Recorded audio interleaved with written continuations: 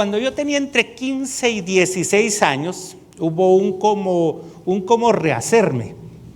Hubo ahí una situación que detonó en un compromiso y en algo que comenzó a despertarse en mí.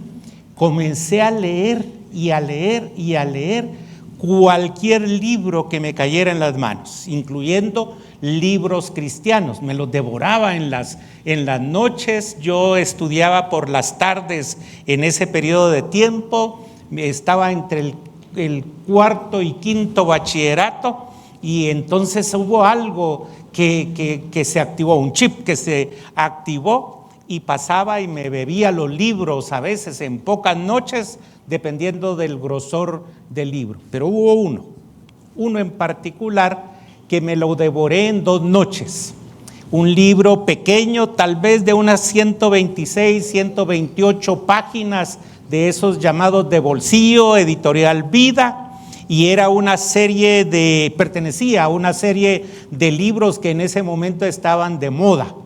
Los libros que se pusieron de moda era Por esta cruz te mataré, La cruz y el puñal, ¿verdad? Y eran básicamente los testimonios de Nicky Cruz y las gangas, pandillas o maras de ese tiempo en Nueva York. Pero una de las compañeras que recibió a Cristo de forma simultánea fue la Coqui Rodríguez, y ese libro que narra la historia de la Coqui Rodríguez se llama Señor, hazme llorar. Desde las primeras páginas que comencé a leer ese libro, ya lloraba con la lectura y derramaba mis lágrimas, y yo comenzaba a leer más o menos a las 10 de la noche, cuando ya todos nos íbamos. Mi papi estaba enfermo, mis 2 hermanas se iban a la cama después de jornadas de trabajo, ellas ya trabajaban, y yo era el pequeño y estaba estudiando. Pero de repente llegaba a mi habitación mi hermana mayor y me decía: ¿estás bien? ¿Qué tenés, verdad? Y yo llorando con la lectura del libro. Desde las primeras páginas me desgarró el alma el testimonio de esa mujer. Lo sintetizo. Una mujer que comenzó muy jovencita a drogarse, a depender de las drogas, a pertenecer incluso a pandillas, y entonces, en la medida que iba penetrando el vicio y la participación de las gangas de esta mujer, de esta dama, comenzó a deteriorarse su situación moral también.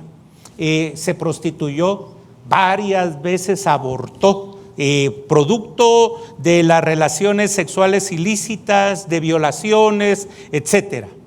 Y su mundo se vino tan abajo, a tal punto que a los 18 años ya tenía 2 abortos, ya tenía la experiencia de vivir en las calles, de ser incluso una mujer delincuente, perteneciente a esta pandilla de Nicky Cruz. El Señor la tocó y en su misericordia la rescató, tal como lo cantábamos en la alabanza. El Señor la rescató en su gracia.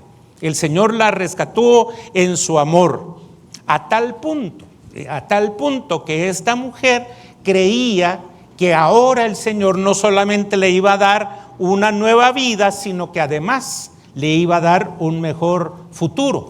Y así fue.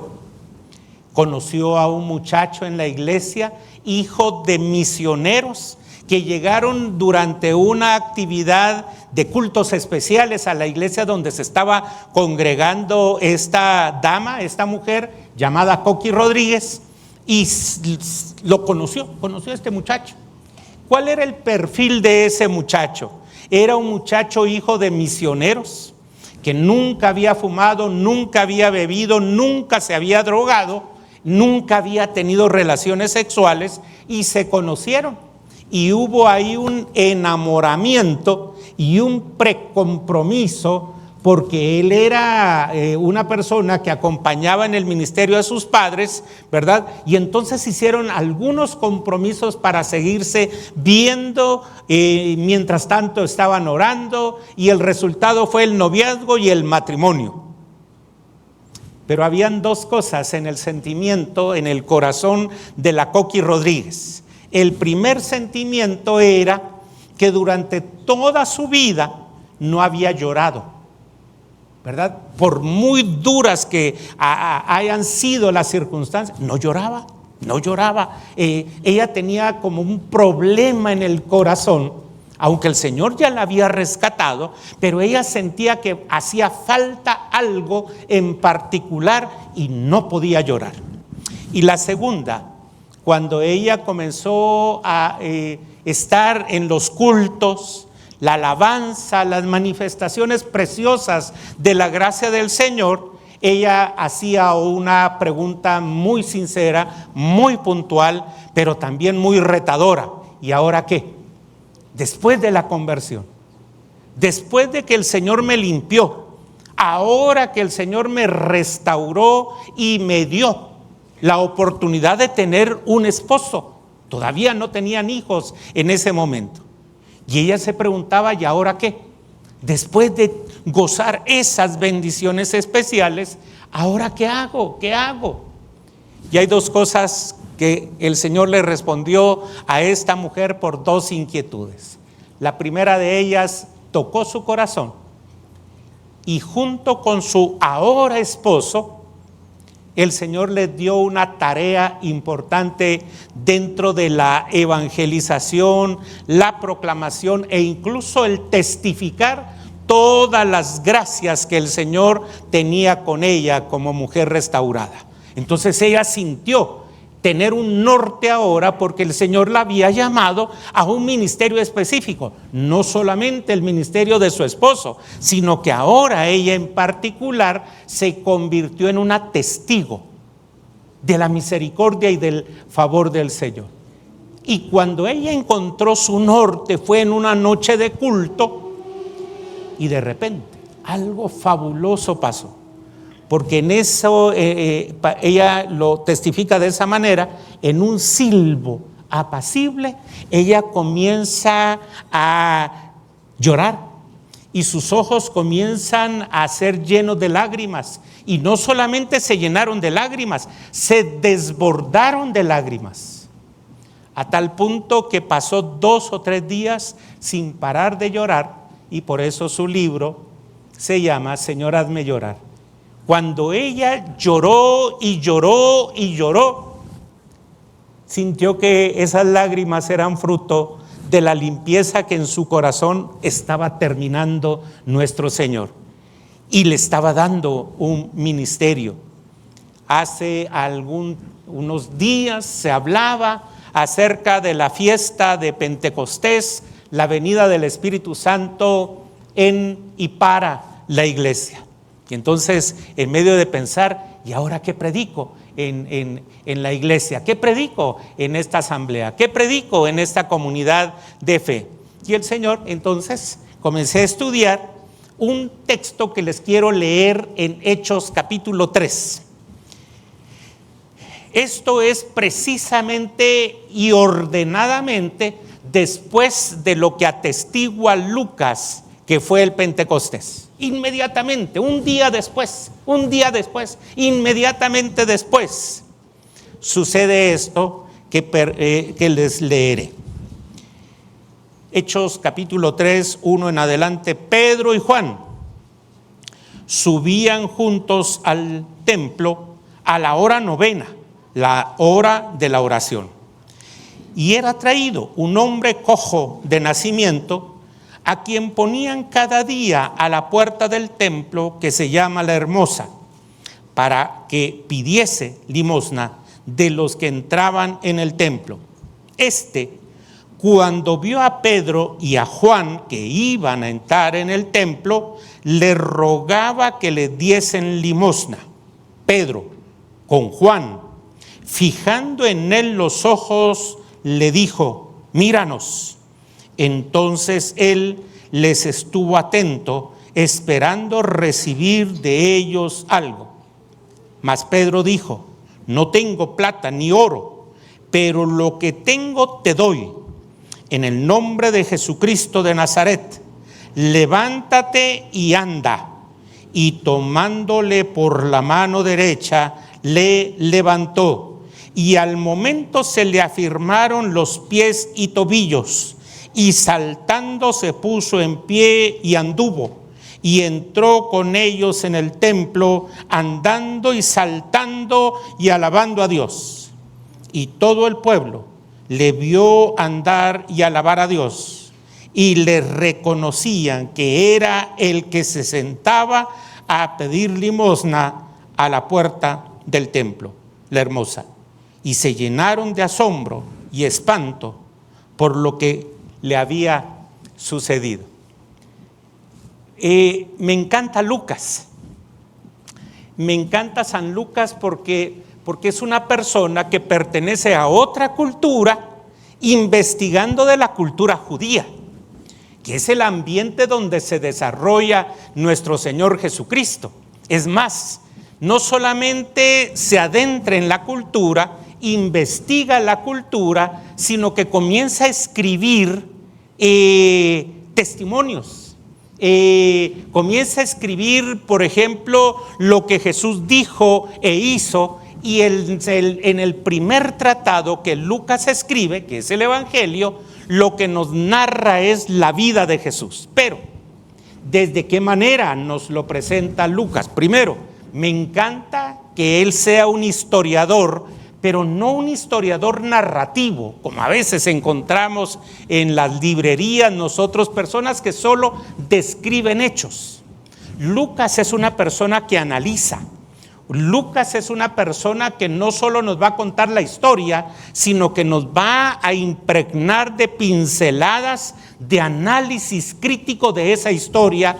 En primer lugar, presentándonos el perfil de Jesús, su evangelio.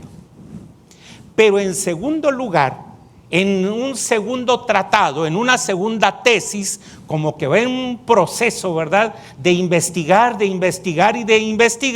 ahora nos va a contar los hechos del Espíritu Santo. Yo sé que se llama los hechos de los apóstoles, pero más pareciera ser que el perfil que Lucas le impregna a su segundo tratado es y se basa sobre la tercera persona de la Trinidad, el Espíritu Santo. Los hechos que precisamente le dan continuidad y espacio fundamental a la iglesia como tal, pero de la mano del Espíritu Santo.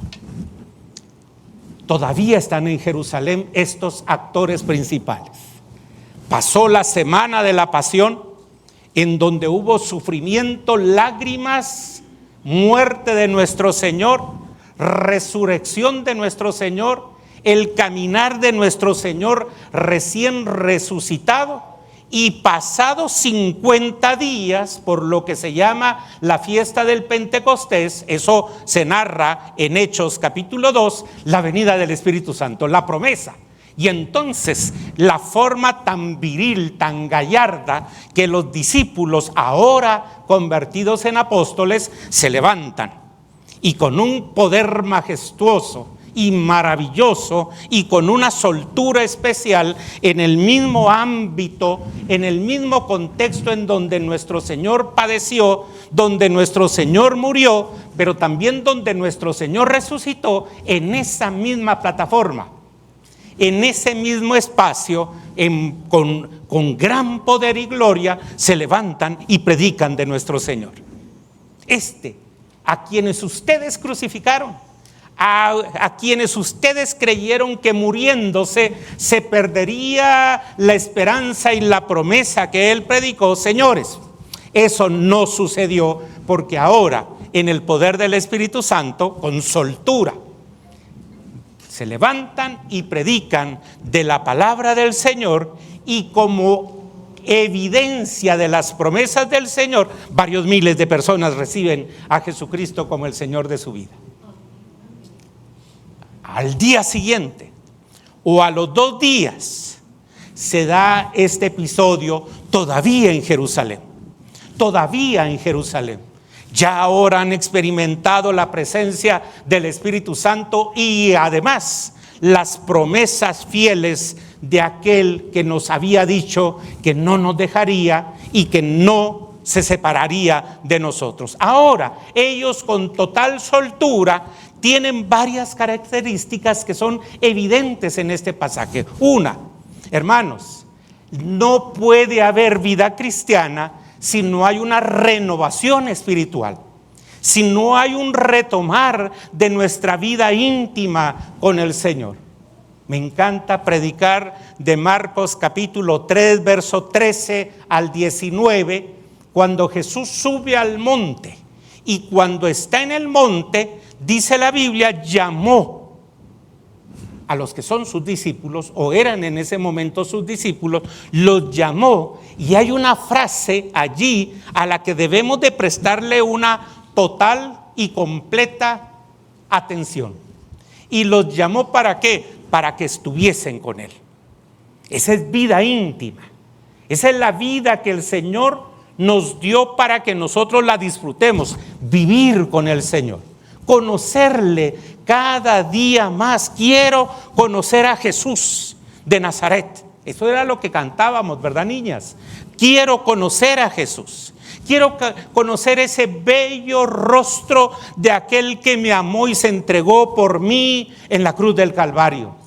Y entonces Jesucristo hace posible, después de Pentecostés, que sus discípulos, predicadores del reino, como ya lo han hecho 1 o 2 días anteriormente, ahora esas personas tienen una nueva espiritualidad. Y saben, tanto el hebreo o judío, desde las páginas de los Salmos, nos han dicho que es la verdadera espiritualidad. Lo voy a decir con mucho respeto. No es el que ayuna más, no es el que ora más. En este conflicto en Oriente Medio se habla, por ejemplo, de la espiritualidad de los musulmanes, cómo dedican un mes completo a los ayunos, las oraciones, y a veces haciendo firmes propósitos para destruirse entre las naciones. No es espiritualidad entonces quien ayuna o quien ora más.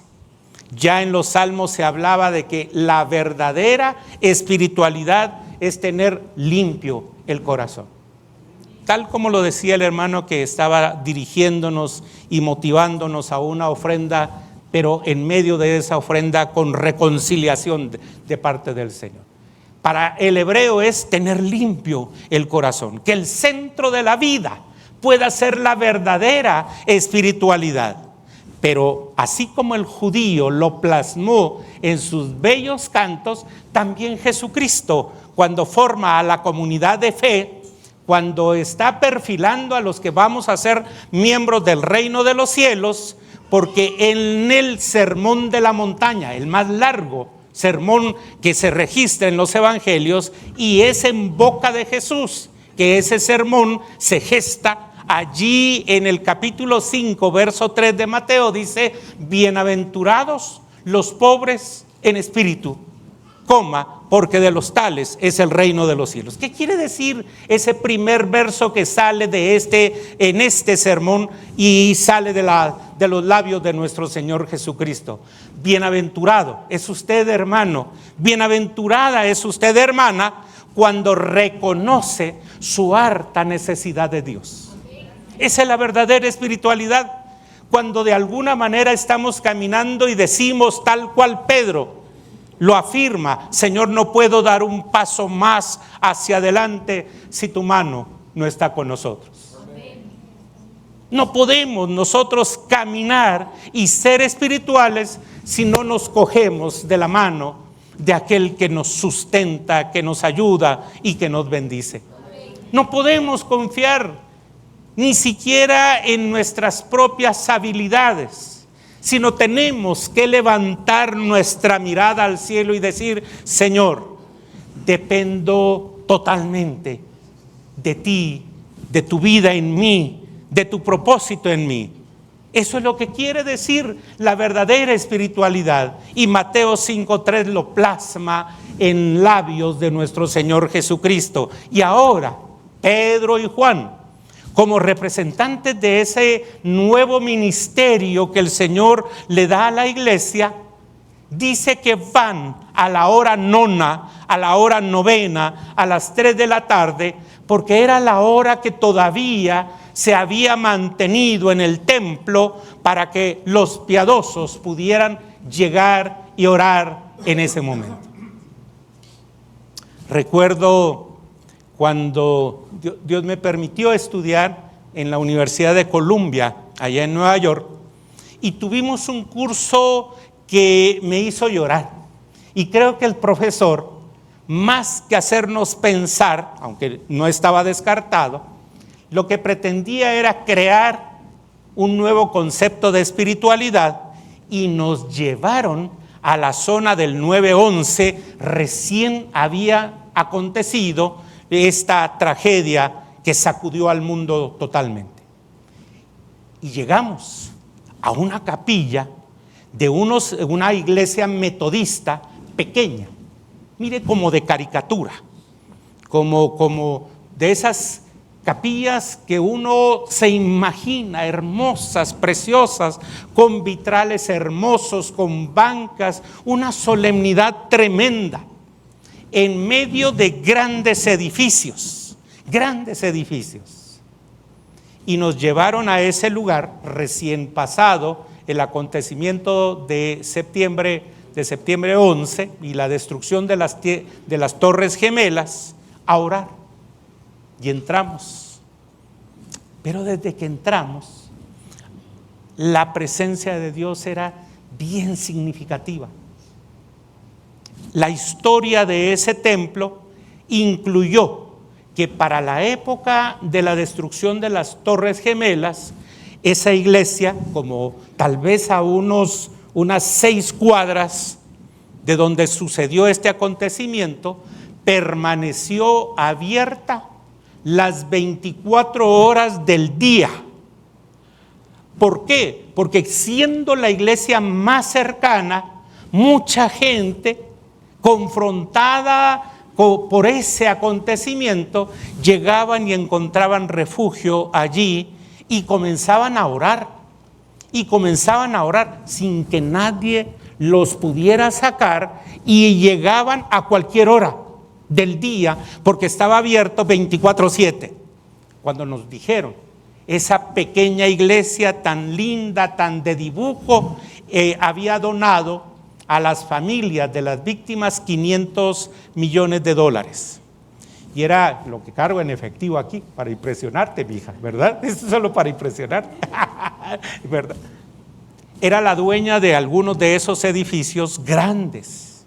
Era gente comprometida con la sociedad, tenían hospitales de misericordia, y ante la tragedia habían donado esos 500 millones. Pero me encantó ese curso, que era teología de la espiritualidad. Ese era el curso. Y lo que llegamos allí no fue a investigar, sino que a llorar. A llorar primero por la maldad y la falta de misericordia que a veces entre los seres humanos tenemos. 2, ese llanto también era fruto de conocer corazones vacíos o entenebrecidos, que provocaban precisamente dolor a otras personas, a otras familias, a otras sociedades. Aquí está Juan y Pedro a la hora nona acercándose. Y cuando la espiritualidad, hermanos, se acrecenta en nosotros, cuando ya somos personas que no solamente conocemos al Señor, sentimos al Señor y tenemos una espiritualidad sana, entonces podemos identificar las necesidades que hay a nuestro alrededor. Porque con la presencia del Espíritu Santo, más recuperar una espiritualidad sana, entonces podemos ver con nuestros ojos físicos, pero también con nuestros ojos del corazón, las necesidades que a veces se presentan allí, precisamente a la puerta del templo, en donde la gente se encuentra con Dios, pero no es capaz de ver la necesidad del que ponen día a día para convertirse, como decimos en América Latina, en un pordiosero. Por Dios, por Dios, por Dios. Ese pordiosero había sido invisibilizado por aquellas personas que tenían una espiritualidad tóxica, porque acudían a la hora nona también a orar, pero no hacían nada por esa persona a la cual llegaban y solamente la olían o evadían para poder entrar directamente a la oración. Mis amados hermanos, solo con la presencia de Dios podemos tener un cambio de espiritualidad, y esa verdadera espiritualidad nos lleva a reconocer cómo la gente hoy en día tiene necesidad de la presencia de una iglesia, de una comunidad, de familias cristianas que quieran tocar el corazón y la vida de los necesitados. Yo no sé si les conté estas historias, porque a veces los predicadores repetimos y repetimos y repetimos. Yo a veces no invito a la Verita para que venga conmigo por dos razones. Primero, porque quiere que desayunemos en el camino, ¿va? Ya me sale caro. No, son mentiras, Caro, ¿lo viste? No le vas a decir, Caro. Pero la verdadera razón es porque la Verita, ese chiste ya lo has contado 1526 veces. Me lleva. Pero les quiero contar esto. En época de pandemia nos fue fatal a nosotros. Cancelamos unos viajes que yo tenía. Yo trabajo en una universidad en los Estados Unidos. Cancelamos, y eso representó en algún momento merma en nuestros ingresos. Cancelamos predicaciones aquí mismo en la capital por las limitaciones que el proceso de la pandemia nos obligaron. Varias iglesias me decían, antes de concederme la oportunidad de predicar: pastor, mire, nosotros lo habíamos invitado, la modalidad no puede ser presencial, puede ser en Zoom, pero le queremos confesar algo: no tenemos dinero. ¿Acepta predicar sin que le demos ofrenda? Bueno, Carol me conoce, creo yo, por la amistad, Angelito, en fin. Yo le, claro, mis hermanos. Si es que algunos hermanos piensan que ir a la iglesia es pago por evento, solo ofrendan y diezman cuando van a la iglesia. Si no van, ¿para qué vamos a ofrendar, verdad? Eso fue lo que le pasó a varias iglesias que yo conozco. Saben que en Escuintla en el 2020 se cerraron 13 iglesias para ya no abrirse, porque la congregación se desapareció, el sustento pastoral se desapareció y las iglesias fueron cerradas. 9 iglesias más en el 2021 y 8 en el 2022, solo en el municipio de Escuintla. Muy bien, entonces yo les decía, no tengan pena. Pero uno de esos días no me avisaron, prediqué viernes, sábado y 2 veces el domingo. En la noche el pastor me dice, no tenemos ofrenda para ti. Y está bien, no hay pena. El problema fue cuando fui a la cocina, 2 huevitos para amanecer el día lunes y unas tortillas, típico, ¿verdad? Yo no sé si algunos hermanos pues, en la celebración del Día del Padre van a estar solidarios conmigo. Abro el congelador, tortillas congeladas, ¿verdad? Saturado de bolsitas con 2, 3, 4 tortillas, ¿verdad? Y entonces habían 2 huevitos, 4 personas, y algunas tortillas frías, y yo sin plata entre la bolsa. A la mañana siguiente, día lunes, me desperté como a las 5, me bajé en pantaloneta, como dicen algunos hermanos, principalmente en Oriente, en shorts, ¿verdad? Me bajé en shorts y estaba orando, y como a las 7 de la mañana, en el condominio, típico los condominios y los aviones, ¿verdad? La llamada, y entonces, casa de 19, sí, ¿cómo? Que pase, ¿verdad? Y apaché el botón para que alguien entrara, porque yo decía, saber quién es. No me había bañado, estaba orando en pantalones cortos, y de repente tocaron el timbre, y un joven que hacía 15 años llegó a nuestra casa con su novia, sobrinos de la Verita, tíos, fíjese que nos vamos a casar. Qué bueno, ¿va? Alegre. Sí, pero necesitamos que nos prestes 20,000 quetzales. Las personas de más edad se recordarán que allá en el portal del comercio, cásese hoy, pague mañana. ¿Se recuerdan de ese rótulo que estaba ahí en el portal? Bueno, yo digo que estos patojos lo leyeron. Yo le digo, no, mis hijos, ¿verdad? Mire, primero, cásense con el dinero que tengan. Segundo, eso es mucho dinero. Pero ¿saben cuál fue mi error, Caro? Sentarme al lado de la Verita. Y entonces la Verita comienza de forma sanguinaria, digo yo, y ¡pah! El primer codazo, prestáselos. Yo, Verita, mucha plata. ¡Pah! Segundo, yo no sé con cuánto se ablandan ustedes, hermanos, padres de familia, pero yo no me arriesgué al tercero, ¿oyeron?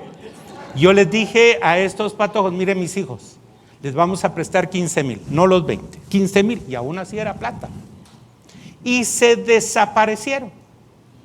Ya con una niña de 13 años, un niño de 9 años, cuando ellos otra vez se asoman ese día lunes y me dice, tío, te fallamos. Y de repente yo ya había dejado de pastorear tiempo completo, ya no estaba en una iglesia particular y perdí el protocolo. A veces los pastores guardamos un protocolo. Me pasó una vez una señora de 75 años de edad, sacudió mis hombros y me dice, pastor, ¿por qué se murió mi mamá? ¿Sabe qué pensé yo? Decirle, se murió por viejita, hombre. Porque ¿cuál es otra respuesta que se merece? Se murió por viejita. Pero como estaba como pastor, tuve que guardar el protocolo y dije, bueno, que el Señor la consuele, porque no dije nada más. Pero en ese momento que ya no estaba en una iglesia, le dije, tío, te fallamos, tenés toda la razón. Y entonces si él iba a trabajar con traje, y del traje saca un sobre con 10,000 quetzales, hasta después lo conté, con un sobre con 10,000 quetzales. Se fue y yo como loco, Verita, Rodrigo, Jimena, bajen. Papá, ¿qué pasó? Vamos a desayunar a McDonald's. Porque también, ¿verdad? No era en ese momento no era de ponerme a orar, báñense. Llegamos al mediodía y nos fuimos a comer a McDonald's, todos chucos, ¿verdad? Yo iba con un pantalón sobrepuesto, una playera, solo me eché agüita porque de repente, pues ya no tengo mucho pelo, pero sí se me paran las puntitas, ¿verdad? Y nos fuimos a desayunar. Y entonces ya les conté a mis hijos, ellos alterados, con los corazones así, ¿qué pasó, verdad? Si no teníamos 5 centavos anoche, miren, hoy tenemos 10,000 quetzales. Primero, lloramos, porque Dios es fiel. Dios es fiel. Dios en su misericordia sabe cuál es nuestra necesidad. Pero segundo, les digo, bueno, mis hijos, en este momento, antes de irnos a la casa a bañarnos, vamos a hacer un súper. Pero no solamente uno, vamos a hacer 3. Y te pido, Rodri, que penses en una familia que tenga una necesidad similar a la nuestra y tú vas a hacer una carreta para que se las llevemos hoy mismo, en esta mañana. Y Jimena, haz también aquí en tu mente a qué familia podemos bendecir. Porque he predicado, he enseñado que somos bendecidos para bendecir. No solo la bendición de Dios no es para consumo propio y personal. Somos benditos para bendecir a otras personas. Como los lancheros, aquellos que tuvieron una pesca milagrosa, Jesús en la barca con Pedro, y yo no sé si sabían chiflar, yo no lo sé hacer, pero chiflaron y llamaron a la otra barca que tenía la preocupación de que no habían pescado absolutamente nada. Y llegó la barca, y cuando la pesca les dio su fruto, ambas barcas casi se hundían, dice el texto sagrado. Somos bendecidos para bendecir a otras personas. Y ahora está aquí Pedro y Juan. llenos del Espíritu Santo, acudiendo a la hora nona, a las 3 de la tarde, pero ya no invisibilizan a la persona que tiene necesidad y le ven que tiene una imposibilidad, tiene una carencia.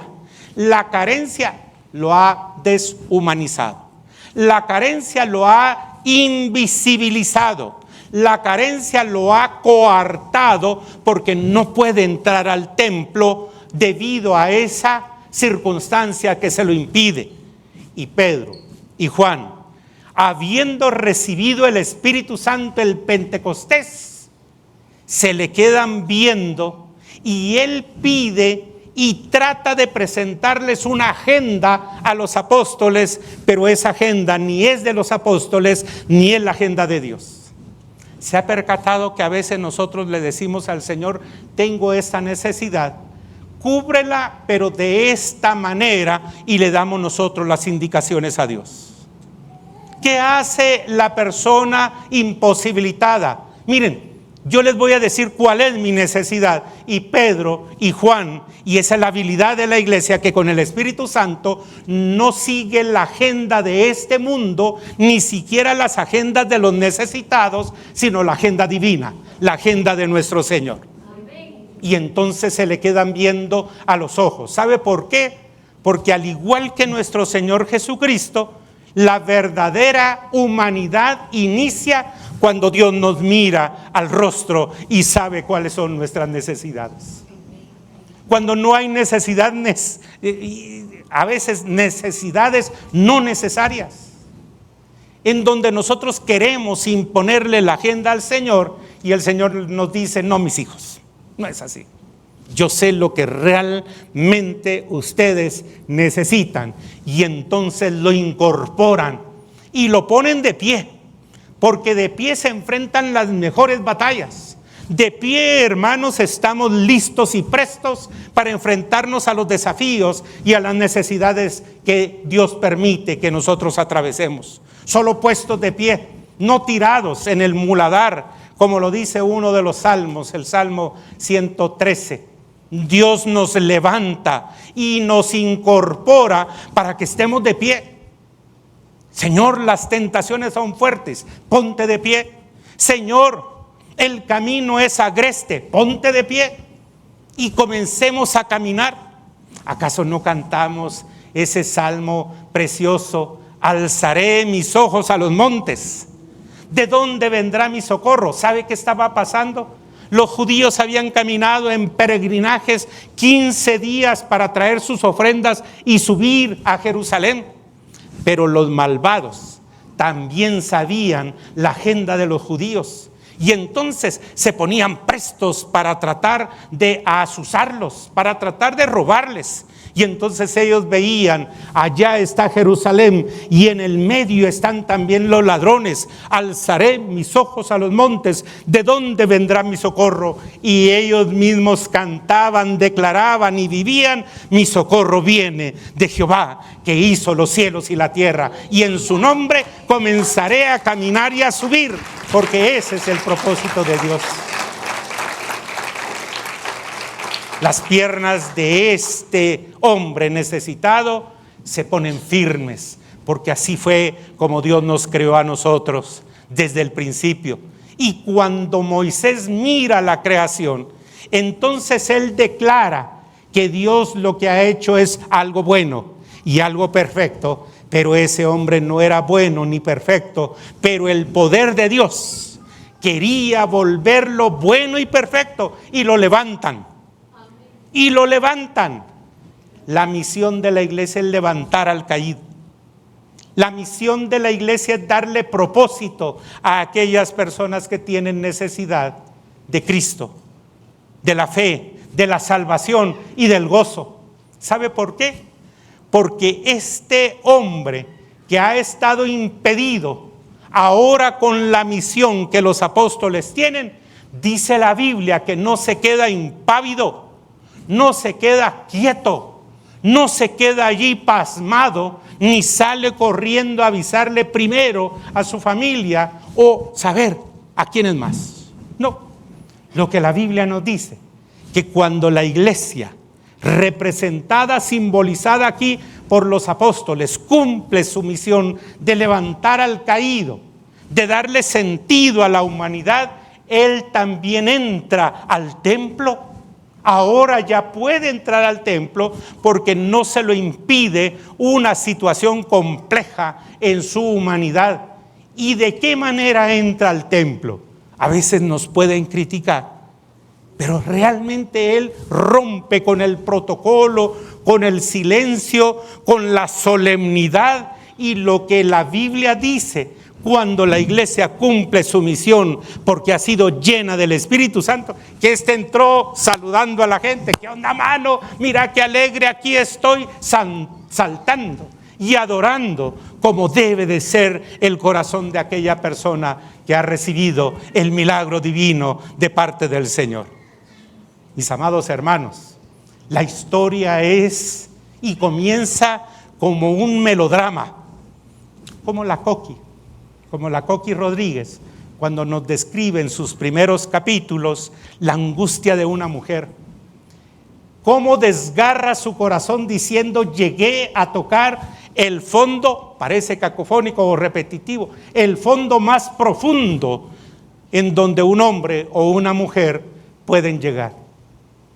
Pero no termina allí, no termina. Cristo no se queda en los primeros capítulos de nuestra vida.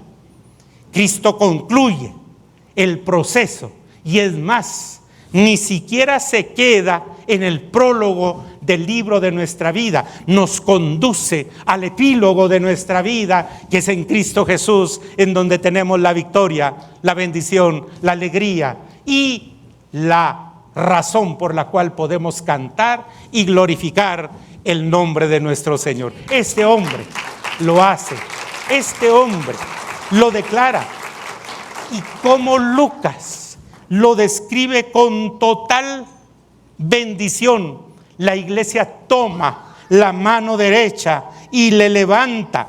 Son los apóstoles, pero sabemos que es la iglesia, y al momento se le afirmaron pies y tobillos. Y entonces dice el verso 8 que para mí hace que mi corazón transpire.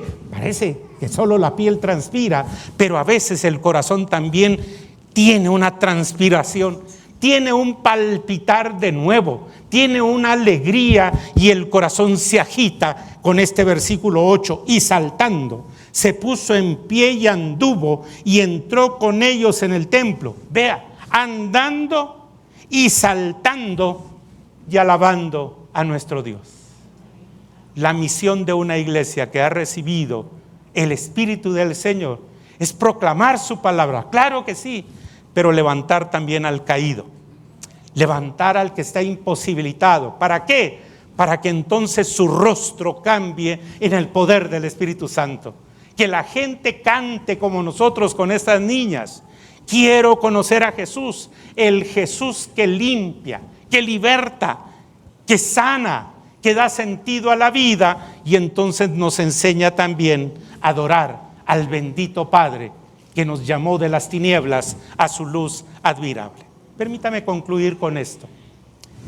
Cuando recordaba para ustedes este bello libro ya viejo, Editorial Vida, me recordé de 2 o 3 cosas que pasaron con la Coqui Rodríguez.